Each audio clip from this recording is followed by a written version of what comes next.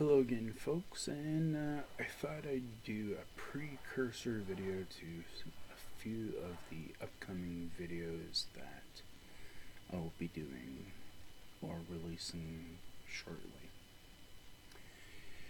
Now, again, why did you do that to a Gibson? Why? Because I can do so. The biggest things I'll tell you right now in regards to, as some people would say, destroying a Gibson by taking the finish off it or refinishing it. Just because it says Gibson on the headstock doesn't mean that you can't do the stuff yourself, if you have the knowledge to do so and have the space and availability to do so. Now, in my situation, being in the bottom of a residence, I don't have the perfect situation for doing so, but at the same time, I do have a bit of the room. I don't have the availability of open air better and shops and so forth, like in work areas like Eric C, Boudreaux guitars, and Big D guitars, and so forth and so forth. But I still have the ability to do stuff, and one of the things that I've found is that lacquer is something that actually strips off relatively easily. I know there is various techniques out there for taking lacquer off of a body, and some people, they, oh, you gotta have lacquer, Not really. I mean, it's a traditional finish, but Highline guitars and many others, they don't use lacquered on all their products. They use enamels, and I should say there's other companies out there, epoxies, polys, and so forth. I mean, Fender uses poly and has used poly for decades now, and I mean, doesn't make their guitars sound any different. And there's also the environmental factor in the way of the Gibson stuff being nitro. Well, again, more and more things are going on the endangered list of toxic chemicals, so it's really is making it hard to try to pick up finishes. Getting off topic on this matter, I can say now I've refinished some Strats, refinished or touched up, I guess you could say, some Strat bodies. I haven't done anything to a Telly body, but Tellys and Strats I think are relatively easy, especially a Telly. A Telly I think would be a very easy finish to do, or a body to redo or touch up or fix, and so forth and so forth. The things with the Gibsons, now I haven't touched a Les Paul, and if I ever do a Les Paul or Les Paul style guitar, I know I'm probably gonna have a really hard time with that, but I can say right now, uh, the Flying V Faded I had and the Gibson SG are very simple body styles to refinish and work with, and so forth. You know, I can see why when some people get this, as I say, refinishing bug or whatever, as I'll term it, people will actually, do these things because, there really is no limitations in what you want to do. I mean, if you wanted to paint a guitar pink, you can paint it pink. If you want to take it back to natural, you can take it back to natural. there are the tools and resources out there, online, offline, and the chemicals to do this type of stuff. So, I think I'm going to call this series, because as some people have said it or think it, killing a Gibson. And so, after this 5-minute spiel about stuff, here's what I'm going to do. I'm going to, right now in this video, I'm going to cover some of the things that I've acquired in doing this project over the last 2 months, and maybe talk about the stuff briefly, give some thoughts and so forth. And then eventually I will show the guitar and show maybe not the processes, but what some of the outcomes have came of some of the items in question. So, with that said, let's start off with some of the items that I got and tried to use during this project. First of all, one of the biggest things that I've been not doing, any type of refinishing or whatnot, fume protection. Spent the $8 and I got this 3M toxin reducing or paint fume reducing mask. This has been literally a godsend, because the fumes off of some of the stuff that you do work with are extremely toxic and will make you sick. Again, make sure to check what your stuff is like when you're buying the stuff for toxicity levels, and if it is toxic, at the minimum buy one of these 3M masks. 3M 8247, as you can see here. Buy these. If not, for sure, do as Ken Boudreau and others have had and use a full respirator. Even when you're doing some of your woodwork and you're sanding, and especially if you're sanding a finish off of a guitar, you definitely need to have a mask on. I can say from experience with working with the Schecter Omen and a few other Asian bass guitars, their poly filler is extremely toxic and nasty. Like, you don't want to be inhaling that crap. So, mask, which is vitally important and has been very, very important for me in doing a lot of this stuff. Now, let's go to the lacquer remover aspect of things. And this time around, instead of using isopropylene, which actually did take the lacquer off really nice of the Flying V faded that I had that I refinished, I decided to go a different route, and hopefully it had been a little bit of a less toxic route, and I went and got this Criteria 1850 furniture stripper stuff. Now, this stuff is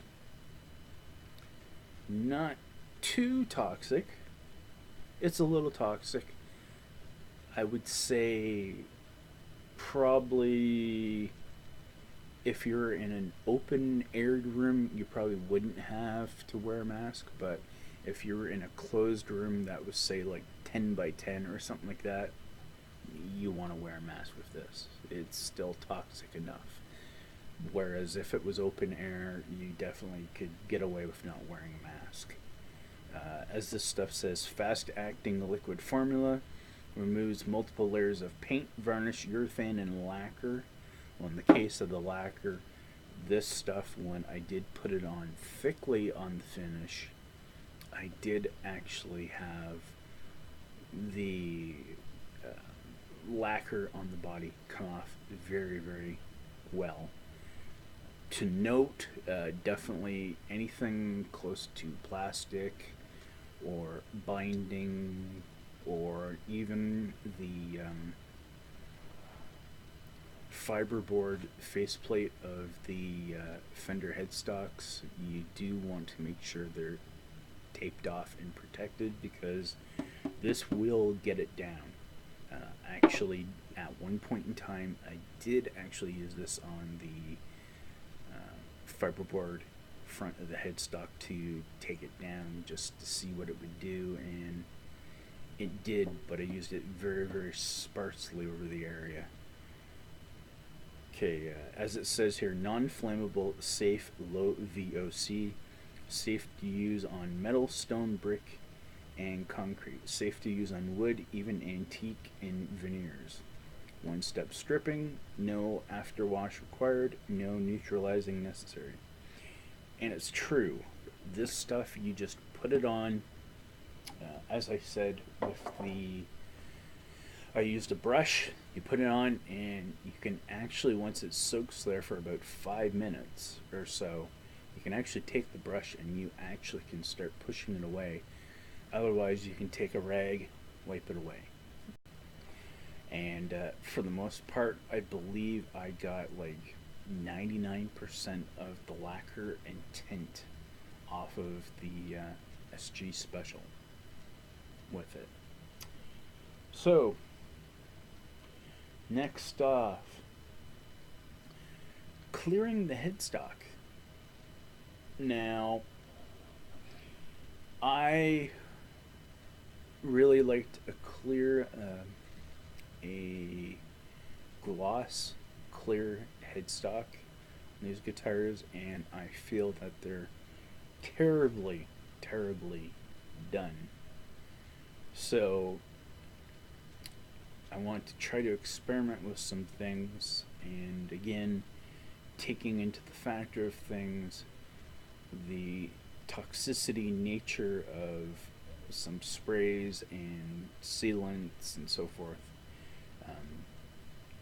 It was imperative that I buy that, and in fact, in some of these instances, I definitely would recommend doing so in a well ventilated area, even outdoors, even though you risk getting particles or whatever in this stuff, but you need to have air ventilation, period, because this stuff is definitely very toxic. Wasted about $40 in product trying this stuff out. So, one of the things I tried at first for to clear the headstock, Krylon Special Purpose Lacquer. This stuff was very, very toxic and was not easy to work with in a spray form. The stuff out the nozzle, if I can crack the top off of it, it won't.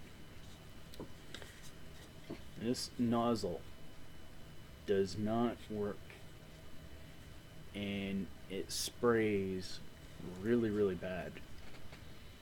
Even the smell off of this, even the smell of what I just took off of this is nasty.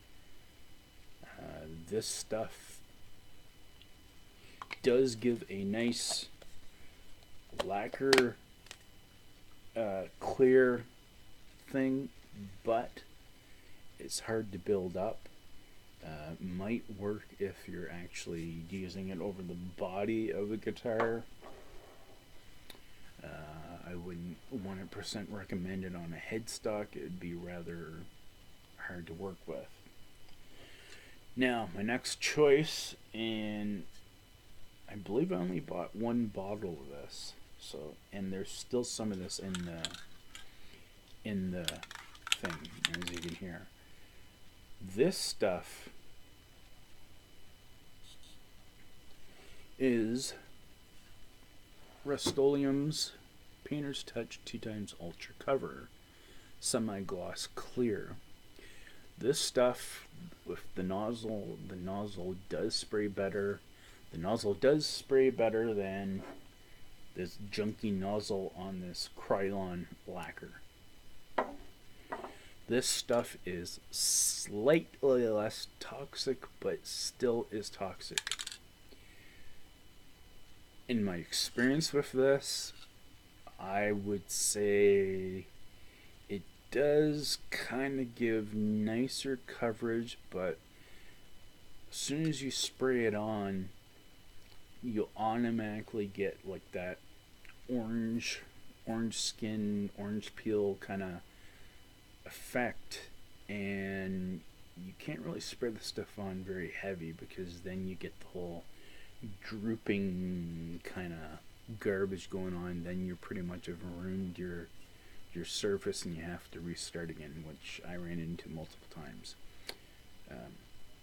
I gave up on this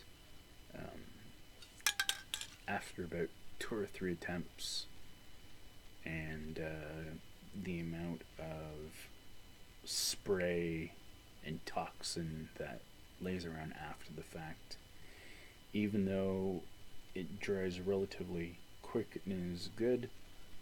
Again, different point in time, different experience. This probably is a good product. I'll say probably both of these products are probably good products, but if they're used in a proper room and setting and proper application. Now, because I don't work with spray bomb too much, again, I couldn't get it to go probably perfect, but I was getting there. At least I had an easier time with this Rust-Oleum stuff to get a clear finish on the headstock, and then this Krylon lacquer. And this Krylon lacquer is like, I don't know what was different between it, but I did not find it to be anything better than the Rust-Oleum. So those two products were basically a fail. Now, ultimately what I did go with was I've bought a small can of, again, Minwax wipe-on poly, and no matter how you cut it, the Minwax wipe-on poly is a perfect wiping on solution for when you want to clear a headstock. In the last probably 2-3 years or so that I've been doing this, I think maybe since 2012 I've been doing the finishing, refinishing / touch-ups and so forth. The wipe-on poly does a better job at the clearing of the headstock, so I can't say that more than enough. So, with that said,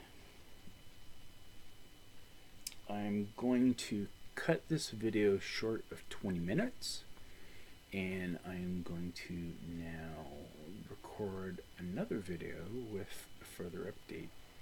I'm going to break this down into probably 2 or 3 initial videos that I'm going to release over X amount of time, like a week probably, and then eventually I will reveal the guitar fully with everything together and so forth.